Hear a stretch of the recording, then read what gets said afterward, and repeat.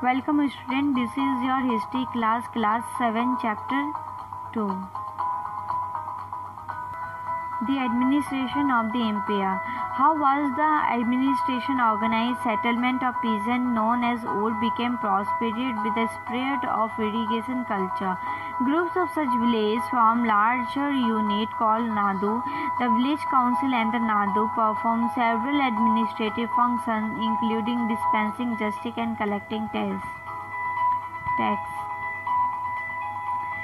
साम्राज्य का प्रशासन किस प्रकार संगठित था?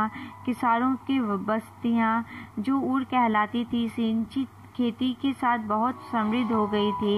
इस तरह के गांवों के समूह का नाडु कहा जाता था। ग्राम परिषद और नाडु न्याय करने और कर वसूलने जैसी कई प्रशासनीय कार्य करते थे। Rich peasants of Velala caste experienced considerable control over the affairs of the Nadu under the supervision of central Chola government.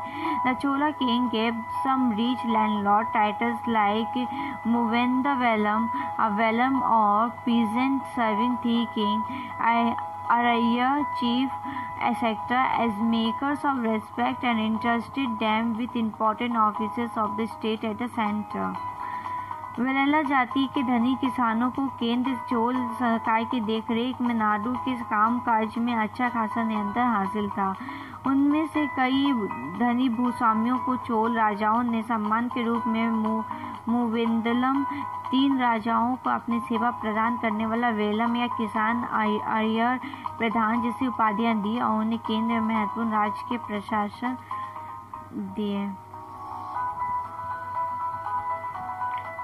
We have seen that Brahmanas often receive land grant or Brahmadaya. As a result, a large number of Brahmana settlements emerged in Kaveri Valley as in other parts of South India. हमने देखा है कि ब्राह्मणों को समय समय पर भूमि अनुदान का ब्रह्मोदय प्राप्त हुआ। परिणाम स्वरूप कावेरी घाटी और दक्षिण भारत के दूसरे हिस्सों में ढेरों ब्राह्मण बस्तियां अस्तित्व में आई। Each Brahmadaya was looked after by an assembly or sabha, prominent Brahmada landlord. This assembly worked very efficiently. Their decisions were recorded in details in inscription, often on the stone walls of the temple. Association of traders known as Nagarams also occasionally perform administrative function in towns. प्रत्येक ब्रह्मोदय की देखरेख प्रमुख ब्राह्मण भूस्वामियों की एक सभा द्वारा की जाती थी। ये सभाएं बहुत कुशलतापूर्वक काम करती थी। इनकी निर्णय शिलालेखी में प्राय मंदिरों की पत्थर की दीवारों पर व्यवहार दर्ज किए जाने थे। नगरम के नाम से ज्ञात व्यापारियों के संघ भी अक्सर शहरों में प्रशासनीय कार्य संपादित करते थे। Inscription from Uttara Merur in Chingletput district, Tamil Nadu provide details of way in which the Sabha was organized. The Sabha had separate committee to look after irrigation work, gardens, temples, etc.